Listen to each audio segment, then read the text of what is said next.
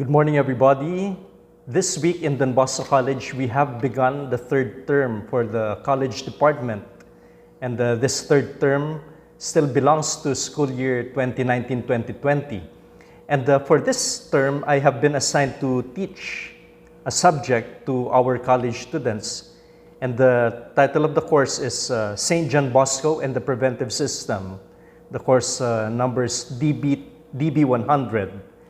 And there are 23 students who are enrolled in my class, and I'd like to greet all of them. Jonas Alcabasa, Ian J. Arellado, Macbergel Bergado, Mark Miguel Conner, Mark Jason De Leon, Erwin John Estan, Mar Fortuno, Marjun Francisco, Ian Raven Gardaya, Dave Lucky Javier, Marijo Lirio, Juan Paulo Marfil, Sheena Marie Mercado, JP Minor, John Ren Morato, Neil Kevin Narbacan, Jeanette Andrea Odejar, Christopher Onya, Sonny Palero, Dexter Pimentel, Charles Kent Quijano, Kain Santa Maria, Randolph Torres. So these are my students, and I'm getting in contact with them this week for their first lesson.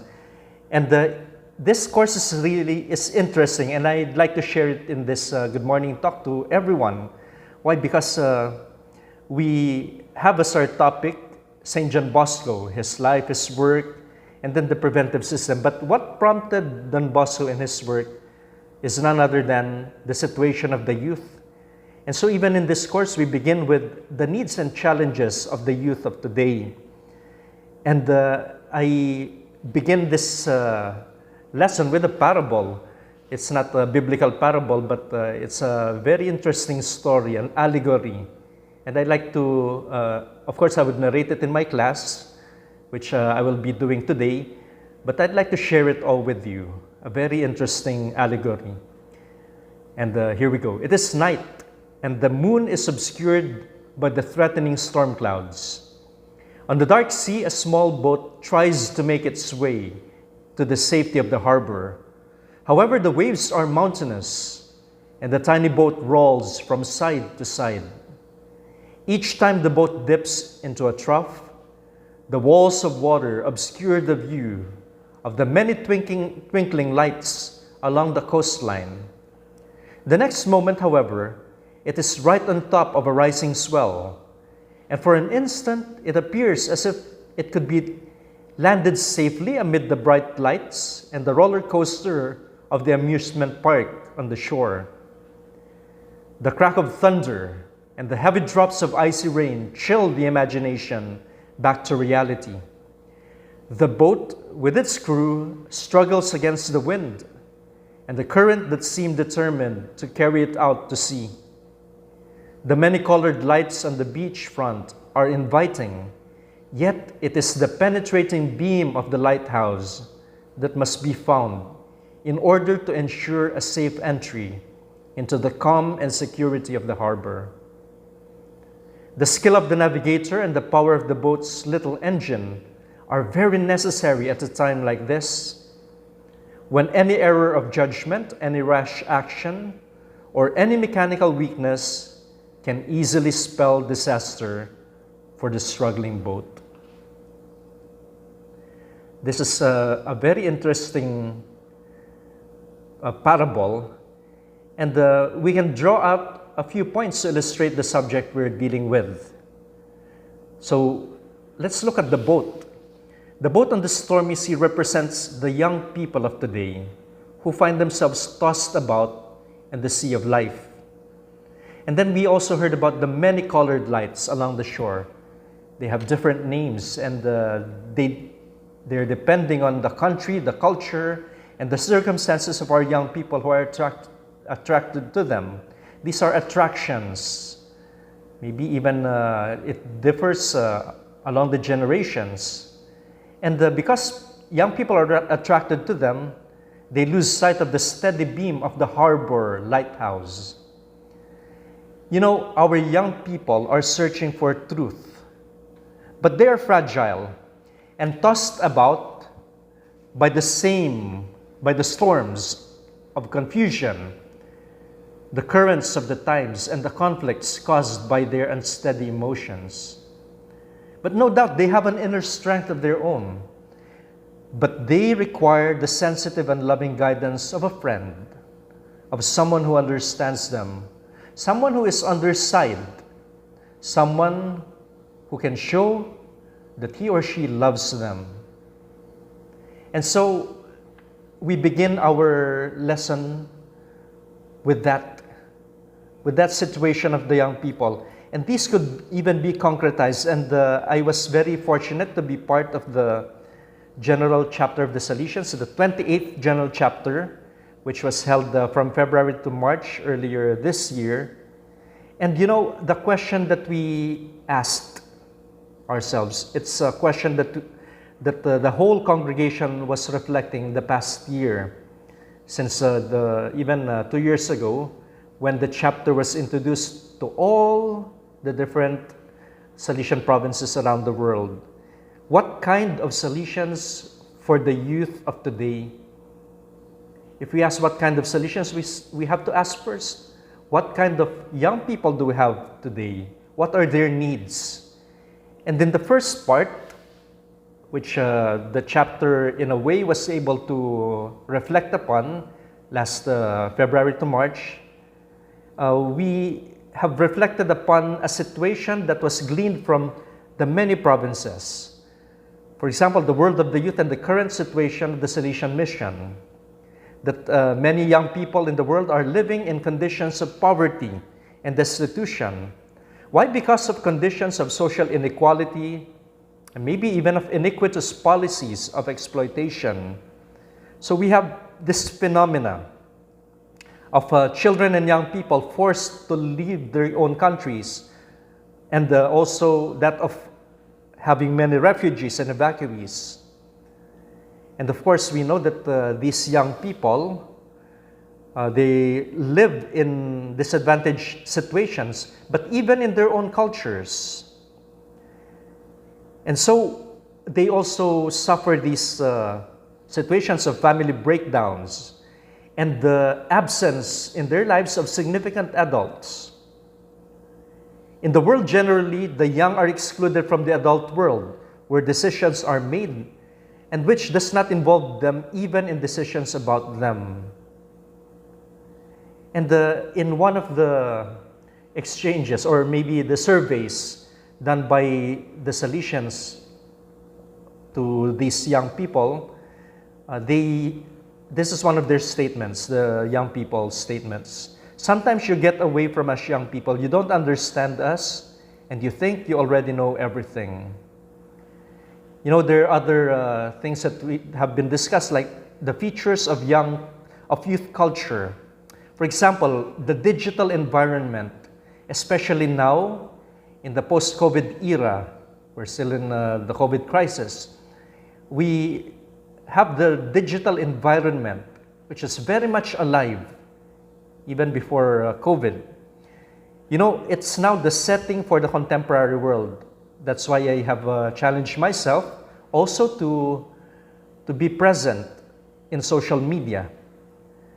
And the other issues, for example, young people really speaking out their voice, giving their voice on ecological issues and the protection of the environment, and then also on social justice, solidarity, and also active citizenship. And then another emerging feature of youth culture is the area of the body, affectivity, and sexuality. You know, these are situations, new situations that somehow we need to look into. And then how about continuing to help them in their journey of faith? You know, the relationship of young people to religion is profoundly influenced by cultural, social, and religious context. And in some countries, Christian faith is a lively shared experience with the young people, easily assumed from infancy. However, in other settings, religious indifference and secularizations lead to a lack of significance and relevance of the faith. How do we deal with that? And then we also look at some of the expectations of the young. They demonstrate in many ways the desire for significant adults who do not exploit them and in no way exclude them from life and society. And for us, Salesians, they ask that we return to live with them more, to go out to meet them where they are. In the olden times, it was all in the playground or maybe in their place of work.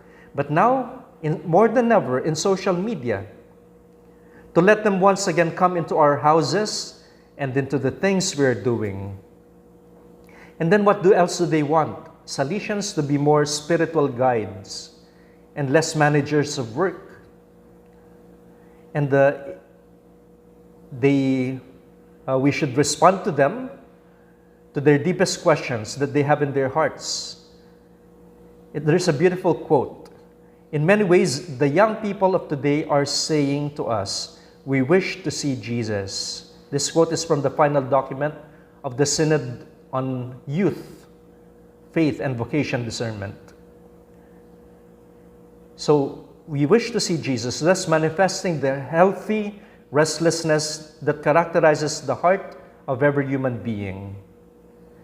They want us to be close to them and welcoming, opening, and without prejudices, ready to form genuine relationships of friendships, and able to spread joy and optimism. And then they expect also accompaniment and involvement. Our young people want to be accompanied and want to be involved.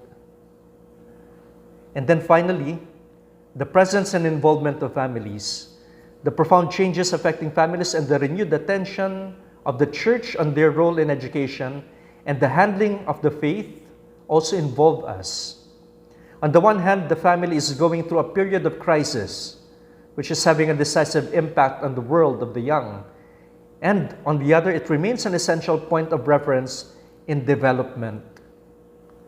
Beside the families who consciously collaborate with us, there are others who are going through difficult times and ask for our help.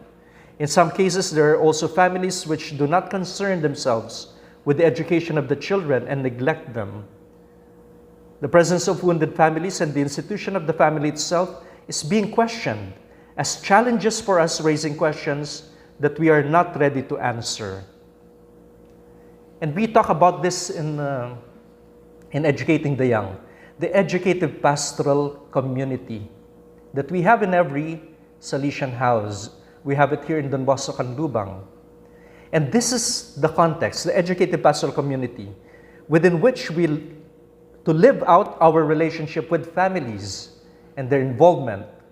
However, it requires a renewal in mentality and attitudes and a thinking of educative pastoral projects. What I have read, much of it has come from the document, the preparatory document, or the working document of the 28th General Chapter, the document on which the capitulars, chapter members have reflected upon, and I was there. And there are still a lot of reflections on these, but this preparatory document, the working document, is really very well done. It's just a part of the whole thing that was presented to us. But let me just say that it is something that could guide us in our work with young people. And as I said, it was written months before the crisis that we have now. And when we see this last point, especially with the family, I think more than ever it has become relevant, the presence of the family in the life of the young people, especially now that our contact with young people, the contact with of the Salesians and the Salesian educators with the young people is now in crisis, and we do not have the luxury of it because of this pandemic, especially what we are doing this year. But I know one good thing that it has brought together the family together, especially that time of the lockdown. And now the young people would be more aided by their families in terms of their scholastic work. So we are together in the work for young people. As they say now, we as Salesians cannot imagine youth ministry without thinking about the family. And we cannot have just a family ministry that is apart, that is cleaved from or taken away from the context of youth ministry. And so this is what we would work upon. And what I've just mentioned are the situations of the young people today, the needs and challenges that they have. And I'm so excited about this course. This is just the beginning, and it already makes us think deeply about this topic. And I would challenge all of you, not only my students, but I challenge everybody. What do you think can we do for young people? Or maybe even more than that, even ahead of that. You can even post it in your comments down below. What are the needs and challenges of the youth of today? This is Father Joel Kamaya, and I wish you all a good day. God bless you.